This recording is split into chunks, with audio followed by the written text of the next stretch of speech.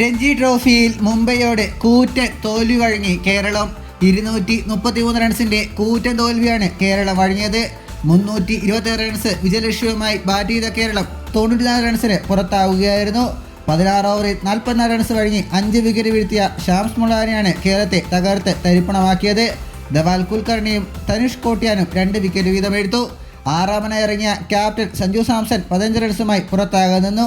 53 പന്തിൽ 2 ഫോർ അടക്കമാണ് സഞ്ജുവിന്റെ ഇന്നിങ്സ്. മറ്റാരും സഞ്ജുവിനൊപ്പം കൂട്ടുകെട്ട് ഉയർത്താൻ തയ്യാറായില്ല. വിക്കറ്റ് നഷ്ടമില്ലാതെ 24 റൺസ് എന്ന നിലയിൽ 4 ദിനം ബാറ്റിംഗ് ഇറങ്ങിയ കേരളത്തിന് 5 റൺസ് കൂടി ചേർക്കുന്നതിനിടെ 1 വിക്കറ്റ് നഷ്ടമായി. നൈറ്റ് ബാറ്റ്സ്മാൻ ജലസക്സനെ ധവാൽ കുൽക്കർണി ബോൾഡാക്കുകയായിരുന്നു. 22 പന്തിൽ 1 സിക്സും സഹിതം 16 റൺസാണ് ജലസക്സന നേടിയത്. തൊട്ടു പിന്നാലെ ക്രീസിലെത്തിയ കൃഷ്ണപ്രസാദ് വന്നതും പോയതും ഒരുമിച്ചായിരുന്നു. 9 പന്തിൽ 1 ഫോർ അടക്കം 4 റൺസാണ് നേടിയത്. പിന്നാലെ രോഹൻ കുന്നുമ്മലും പുറത്തായി. 36 പന്തിൽ 3 ഫോർ അടക്കം 26 റൺസാണ് നേടിയെടുക്കാൻ കഴിഞ്ഞത്. പിന്നാലെ തുരുതുരെ വിക്കറ്റായിരുന്നു. സച്ചിൻ ബേബി 12, വിഷ്ണു വിനോദ് 6, ശ്രേയസ് ഗോപാൽ 0, ബസിൽ തമ്പി 4, നിതീഷ് എം ഡി 0, വിശ്വേശ്വര സുരേഷ് 0 എന്നിങ്ങനെയായിരുന്നു മറ്റു കേരള താരങ്ങളുടെ പ്രകടനം.